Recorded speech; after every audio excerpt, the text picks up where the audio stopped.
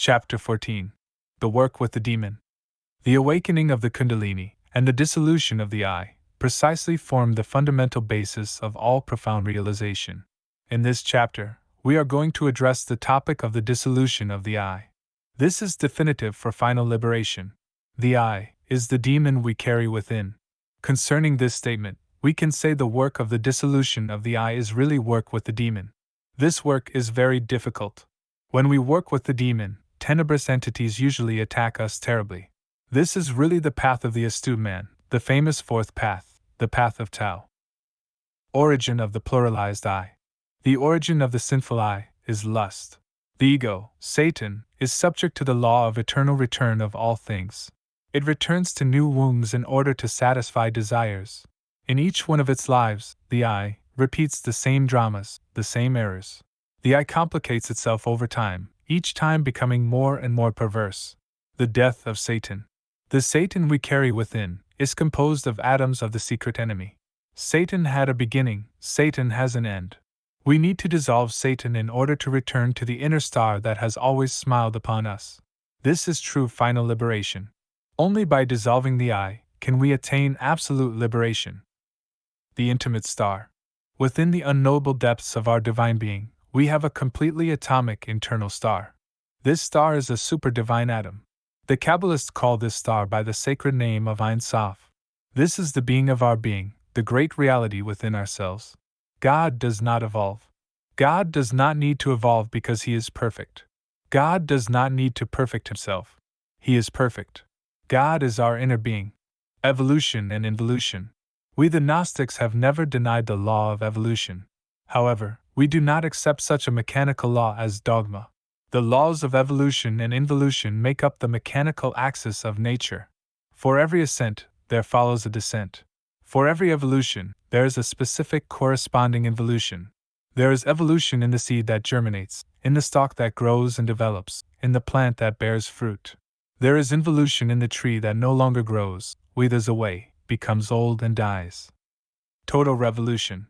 We need a tremendous revolution of consciousness to return to the inner star that guides our being. Total revolution exists when we dissolve the I. Pain. Pain cannot make anyone perfect. If pain could perfect anyone, all humanity would already be perfect. Pain is a result of our own errors. Satan commits many errors. Satan reaps the fruits of his errors. This fruit is pain, therefore, pain is satanic. Satan cannot perfect himself, nor can he make anyone perfect. Pain cannot make anything perfect because pain is of Satan. The great divine reality is happiness, peace, abundance, and perfection. The great reality cannot create pain. What is perfect cannot create pain. What is perfect can only engender happiness. Pain was created by the I, Satan. Time. Time is Satan. Satan is memory. Satan is a bunch of memories. When a man dies, only his memories remain. These memories constitute the I, the myself, the reincarnating ego. Those unsatisfied desires, those memories of yesterday, reincarnate. Thus, this is how we are slaves of the past. Therefore, we can be sure that the past is what conditions our present life. We can affirm that Satan is time. We can also state without fear of being mistaken that time cannot liberate us from this valley of tears, because time is satanic. We have to learn to live from moment to moment. Life is an eternal now, an eternal present. Satan was the creator of time. Those who think they will liberate themselves in a distant future, in some millions of years, with the passing of time and the ages, are sure candidates for the abyss and the second death because time is of Satan. Time does not liberate anyone. Satan enslaves. Satan does not liberate. We need to liberate ourselves right now. We need to live from moment to moment. The 7 fundamental centers of man. All human beings have 7 basic fundamental centers. Let's see them. 1. The intellectual center located within the brain. 2. The motor center, or the center of movement, located in the upper part of the spine. 3. The emotional center located in the solar plexus and in the specific nervous centers of the great sympathetic nervous system. 4. The instinctive center located in the lower part of the spine. 5. The sexual center located in the genital organs. 6. The superior emotional center. 7. The superior intellectual center. These last 2 can only express themselves through the authentic astral body and the legitimate mental body. Technique for the dissolution of the I. The I exercises control over the 5 inferior centers of the human machine. These 5 centers are the intellectual, motor, emotional, instinctive, and sexual. The 2 centers of the human being, that correspond to Christ consciousness, are known in occultism as Christ mind and Christ astral. These 2 superior centers cannot be controlled by the I. Unfortunately, the superior mind and the superior emotions still do not have these precious Christic vehicles at their disposal. When the superior mind is clothed in the Christ mind, and when the Christ astral covers the superior emotion, we are indeed elevated to the state of true human being. All those who want to dissolve the I must study its functionalism within the 5 inferior centers. We must not condemn the defects, we must not justify them either. What is important is to comprehend them. It is urgent to comprehend the actions and reactions of the human machine. Each of these 5 inferior centers has a whole set of extremely complicated actions and reactions. The I works with each of these 5 inferior centers, and by deeply comprehending the whole mechanism of each of these centers, we are on our way to dissolving the I. In everyday life, 2 people will react differently before any given representation. What is pleasant for one person can be unpleasant for the other. Many times, the difference is that one person might judge and see with the mind, while the other might be touched in his sentiments. We must learn to differentiate between mind and sentiments. Mind is one thing, and sentiment is another. Within the mind, there is a whole set of actions and reactions that must be comprehended. Within the sentiments, there are attachments that must be crucified, emotions that must be carefully studied, and in general, a whole mechanism of actions and reactions that are easily confused with activities of the mind. Intellectual center. This center is useful within its own orbit. What is dangerous is to want to remove it from its gravitational field. The great realities of the spirit can only be experienced with the consciousness. Therefore, those who attempt to investigate the transcendental truths of the being based on pure reasoning make the same mistake as someone who ignores the use and management of modern scientific instruments and attempts to study infinitely small lifeforms with telescopes and infinitely large lifeforms with microscopes. Movement.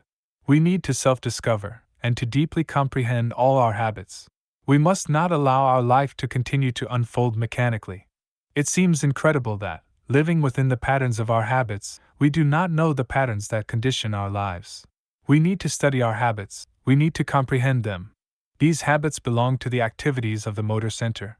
It is necessary that we self-observe the way we live, act, dress, walk, etc. The center of movement has many activities. Sports also belong to the center of movement.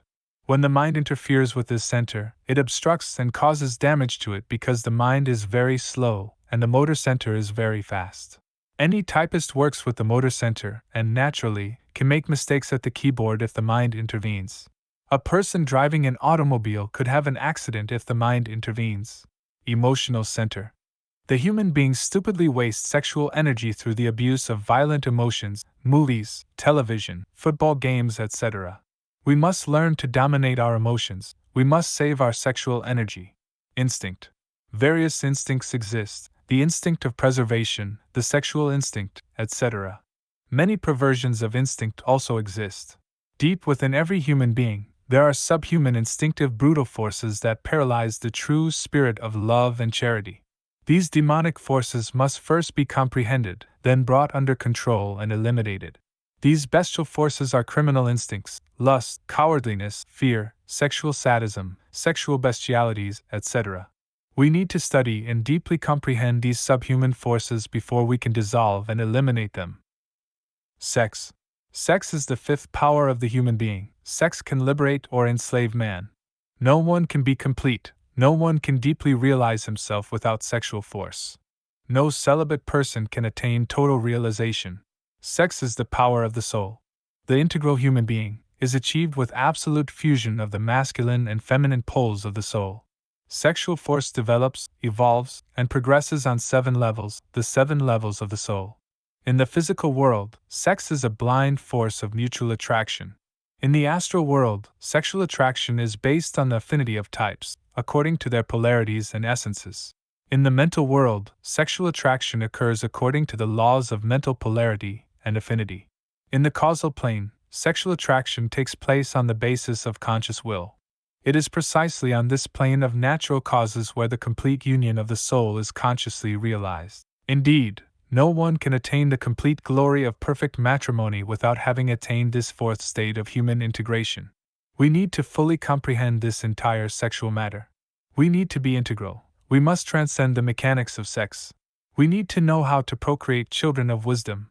In the supreme moment of conception, human essences are completely open to all types of influences. The state of purity of the parents, and the willpower used in order to not spill the cup of Hermes, is all that can protect us from the danger of subhuman substances of bestial egos, which want to reincarnate by infiltrating into the spermatozoon and the ovum. The absolute death of Satan.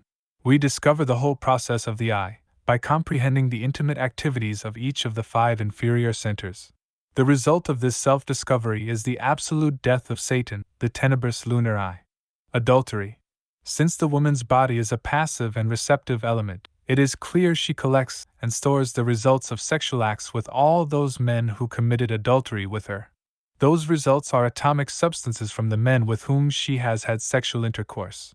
Therefore, when a man has sexual intercourse with a woman who has been with another man, or other men, he then absorbs the atomic essences of the other men, and poisons himself with them. This is a very grave problem for those brethren who are dissolving the eye, because then, not only do they have to fight against their own errors and defects but, moreover, against the errors and defects of those other men with whom the woman had sexual intercourse. The root of pain. The eye is the root of pain. The eye is the root of ignorance and error. When the eye is dissolved, the inner Christ is all that remains within us. We need to dissolve the eye. Only by dissolving the eye can ignorance and error disappear. When the eye disappears, all that remains within us is that which is called love. When the eye is dissolved, authentic and legitimate happiness comes to us. Only by totally annihilating desire can we attain the dissolution of the eye. If we want to dissolve the eye, we must be like the lemon. The eye is the horrifying Satan, the horrible demon that has made our life so bitter and nauseating.